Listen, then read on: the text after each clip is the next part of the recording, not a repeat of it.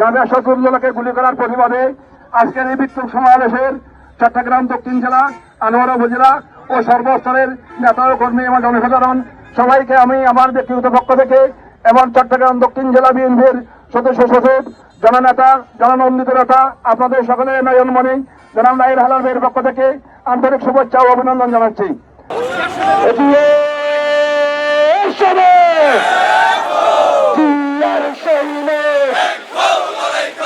আপনারা জানেন দেশের বিরুদ্ধে একটা ষড়যন্ত্র শুরু হয়েছে।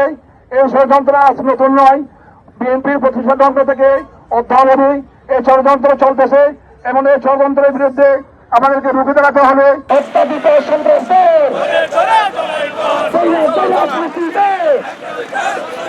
একটি শান্তশিষ্ট মহল বিদেশিদের নিয়ে আমাদের বিএনপিকে ক্ষমতা আসতে না দেওয়ার জন্য, নির্বাচন বানচাল করার জন্য যে ষড়যন্ত্র মেরেছে, সেই ষড়যন্ত্রের বিরুদ্ধে আমাদেরকে সজাগ থাকতে হবে। যখনই আমাদের প্রাণপ্রিয় নেতা লায়ন হলাল মোহাম্মদ ডাক দেবেন